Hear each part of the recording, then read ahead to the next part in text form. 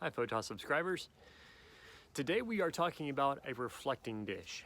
Now I don't have a reflecting dish, but there is an accessory that I have which is intended to be used like a reflecting dish.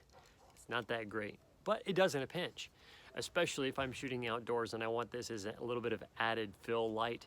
This little attachment does a very good job of adding a lot of light. Now I need to be careful too when I'm shooting with this accessory that I don't use this to also reflect light back into my subject's face while I am shooting outdoors using the sun as my primary light.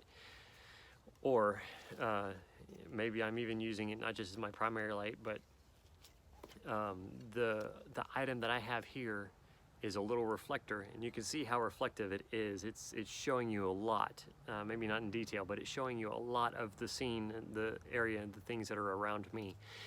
This is a reflector dish principle. This reflector dish, its intention is to take the light that your strobe or your flash puts out, reflect it back into the dish, and then that dish throws all that light up into your subject's face. It's a very harsh dish, but a lot of times you'll even hear or see these reflector dishes referred to as beauty dishes. The reason for that is because they are used in fashion photography for the models, and it's specifically intended to bring out some of the, okay, here's a big word, luminosity. It really brings out the shine of the skin. It's very, very harsh, and so it's really going to open up, quote unquote, it's really going to show what the person's face looks like in great detail. It's going to really define their facial features and the lack of a better term, the porousness of their skin. For somebody like me, it'll really bring out the details of my beard and just really bring that intensity to bear. Now, this quote unquote reflector dish, this beauty dish, specifically that I have, like I said, it's not that great because in my experience, or at least the beauty dishes I've worked with, the reflector dishes are very large. They're relatively, I would say, 20 inches, 18 to 20 inches wide. Sometimes they may be even bigger, depending on the use of the dish. And thus, this is not very effective as a beauty dish, just because it doesn't have as much reflecting surface to encompass the area of a person's face. Generally, the higher intensity of the light, such as a studio strobe, and that beauty dish being attached to it, you can have that strobe and the beauty dish 4 to 6 feet, maybe even 8 feet away from the subject you have in camera frame. This one is going to have less power behind it because it's on a flash, and it's going to need to be closer. The closer you are, though, it's not going to be greatly effective, but you're going to see some of the light fall off from the edges of this as well, because it's just not designed, or it's not as wide even as a beauty dish or a fashion dish would be designed to fill a general area of the subject's face and everything in that scene. So it's a great accessory.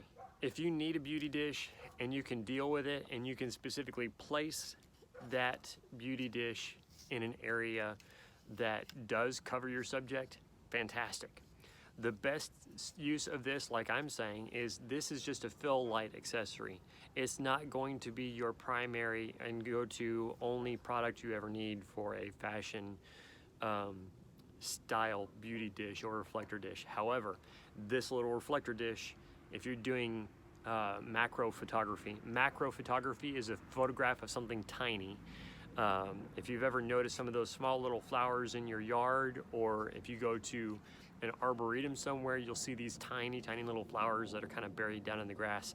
That, if you want to get a shot of, you need a very small, well, I say very small, you need a lens that'll let you get up that close to be able to magnify what you can see of that flower. And in that sense, a flower that deep, that buried in the grass, this little beauty dish, if you want to be able to light it and you want that harsh aspect to be able to bring out the detail of that flower, to get light bounced down through the fluting of that flower, maybe this beauty dish is what you really want, because the size ratio now has varied, and this little reflector dish is massive compared to that flower. So all that being said, when you do have a use for a reflector dish or other things, some of these little accessories for your hot shoe flashes are really great. Other times, maybe you need to go out and buy some accessories for your studio strobes. Anyway, we'll get more detail with these, but we wanted to bring out some of these details and some of these accessories. If you are looking for these, we will start looking around for good sources and products to refer you to, but we also want to get you familiar with what some of these accessories are and how they're used. And now that we're coming into a little bit of the discussion of lighting and how we add that into our photography with use of the technicals that we have been talking about and setting our cameras practicing with, we're going to be talking about the other side and going a little bit deeper in all these subjects. So please subscribe, ring that notification bell, and if this helped you out, if this piques your interest, if it also, I really hope it does bring you back to wanting to learn and know more, please like this video. Thank you so much. Bye-bye.